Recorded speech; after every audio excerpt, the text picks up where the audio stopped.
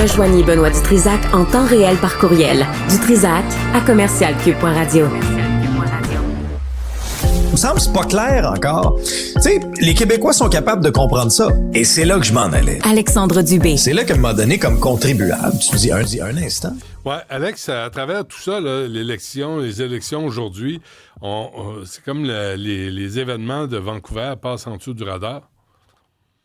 Ouais, puis vraiment, ça a terni la fin de campagne. Tu sais, souvent, la dernière journée de campagne, là, bon, les chefs font des blitz. Certains l'ont fait quand même malgré tout, mais pendant un moment, je pense que tu sais, tout le monde a pris un peu là, la mesure de l'événement aussi.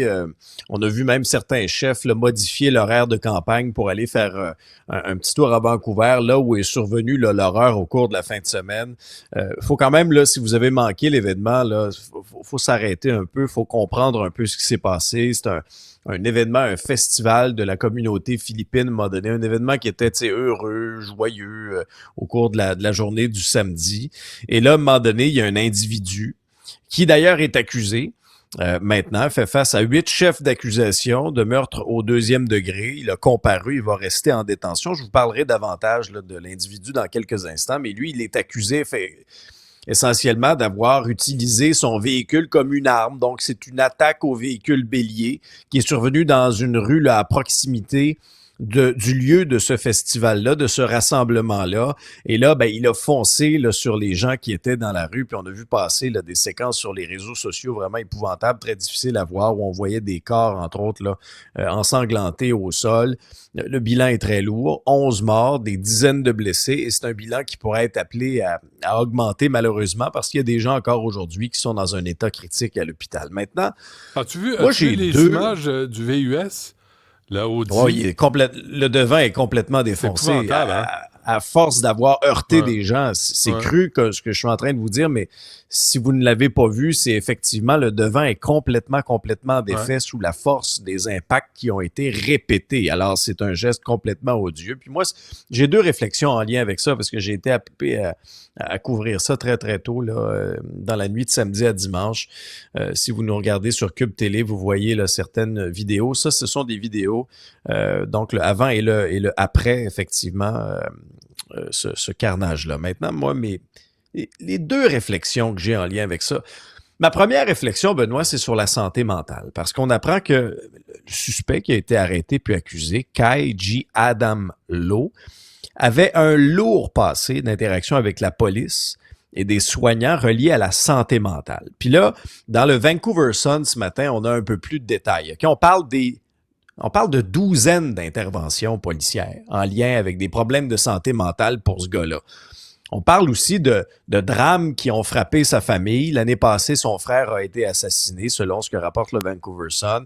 Sa mère aurait fait une tentative de suicide aussi peu de temps après là, le décès là, du frère de l'accusé en question. Alors là, moi, je me dis, est-ce qu'il y a eu des drapeaux rouges qui ont été ignorés? Regardez là, le véhicule, si vous nous voyez à la télé. Regardez, c'est complètement détruit le devant. C'est complètement détruit.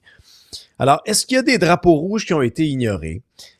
Combien de bombes à retardement on a aussi dans la société, là, des gens là, qui soit n'ont pas de suivi médicaux, ou soit ne prennent pas leur médication, ou qui ne vont pas bien du tout, et qui commettent ou qui sont sur le point de commettre des actes épouvantables comme ce qui est survenu à Vancouver.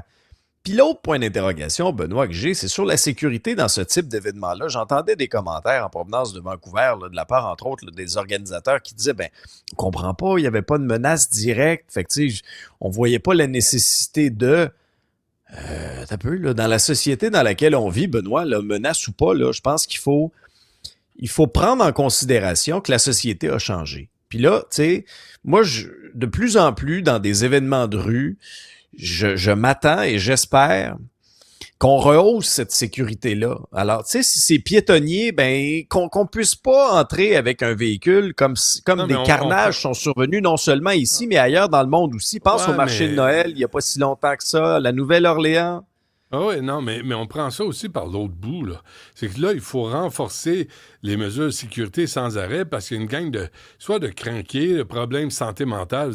Quand tu es prêt à tuer du monde, je te garantis, Alexandre, là, je suis pas psychiatre, mais je peux te garantir que tu as un problème de santé mentale. t'es un malade mental. Ça tu va veux pas bien, tuer là. du monde parce que t'es un malade mental. Et les policiers qui débarquent chez quelqu'un, puis ils voient qu'ils représentent un danger, soit pour eux-mêmes ou pour les autres, ben je suis pas sûr qu'ils ont le droit de l'embarquer. Puis de dire, là, mon ami, on va se calmer, puis je t'amène quelque part, puis on va pas te torturer, mais on va te soigner pour éviter que ça dérape. C'est ça aussi le Canada dans lequel on vit, là. C'est le droit de tout le monde. Et là, tu as toujours le lobby qui dit c'est pas tout le monde qui a des problèmes. Ceux qui ont des problèmes de santé mentale sont pas tous dangereux. Je veux bien, mais ceux qui le sont, on fait quoi? On ferme les yeux, on attend qu'ils passent à l'acte. Ce gars-là aurait dû être interné, là. Quand ça fait 12 fois les policiers débarquent chez vous, à un moment donné, à la 6e, à 8e, à 9e, peut-être qu'il représente un danger, on va l'amener puis on va le calmer. Tu sais, les questions que toi et moi, on se pose aujourd'hui, là, les familles des proches décédés, là, il y en aurait tué 11, là.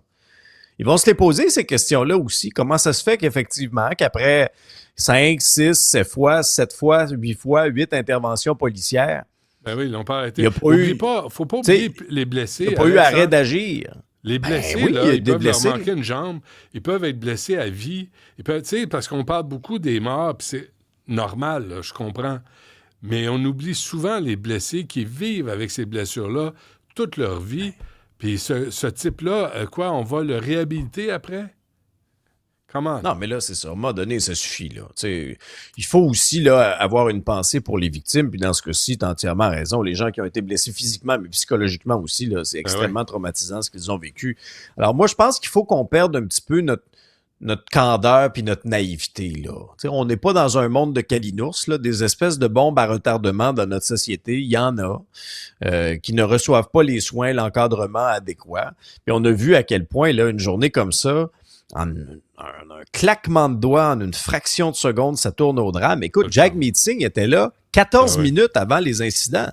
Puis on l'a senti là, dans ses déclarations hier. Là, il était complètement bouleversé, puis on le comprend. C'est terrible ce qui est arrivé. Savais-tu que la Ligue nationale de hockey a des subventions pour des arbitres non-voyants? Ce qu'on avait hier au Centre Bell. J'ai bien vu ça depuis le début de la série contre les Caps. Mais ça n'avait pas d'allure. Mais les deux cochons, les deux chiens sales cochons, le Wilson puis Ovechkin,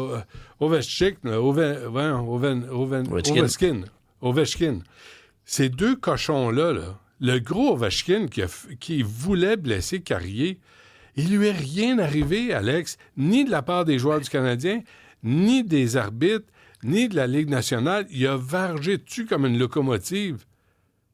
C'était indécent hier, à Ovechkin. C'était indécent hier. Puis je te dirais qu'Ovechkin a voulu blesser Carrier, puis il a voulu blesser Evans aussi, oublie-le pas. Là. Puis ça, j'y viendrai dans un instant. Ovechkin là, qui joue avec les bijoux là, du Kremlin là, dans le cou. Là. Je sais pas pourquoi. Il n'y a pas de coffre-fort, lui. Il traîne son bling-bling, en tout cas. Ouais, je pense que c'est un cas pour la mafia russe. Je sais pas.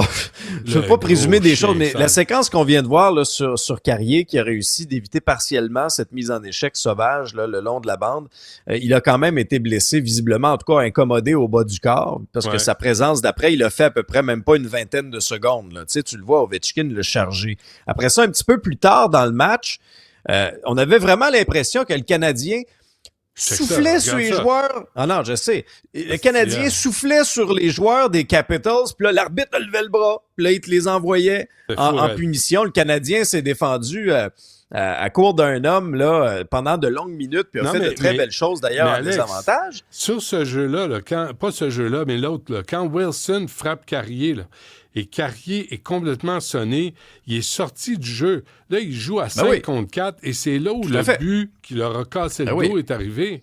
Mais ça, c'est les arbitres. Raison. Je comprends pas que Martin Saint-Louis ait rien dit. Je comprends pas qu'il ait rien dit aux arbitres. Je l'ai trouvé sonné, moi, Martin Saint-Louis, hier, même dans ses propos d'après-match. J'ai pas particulièrement aimé ce que j'ai entendu. En même temps, je comprends qu'il y a une notion, c'est un match qui était émotif, là. Mais dans le cas d'Ovechkin, là, puis je vais y aller chronologiquement, quand Ovechkin a sorti le coude, là, contre Jake Evans, là, m'excuse, là, mais ça, c'est, je veux dire, c'est un geste, un coup à la tête, là. C'est pas un 2 minutes. Ça aurait dû être une pénalité majeure. C'est correct, il a été pénalisé 2 minutes, mais encore là, c'est une erreur d'arbitrage. Puis effectivement, tu as raison, en troisième période, quand Wilson C'est pas un coup, c'est un coup à la tête.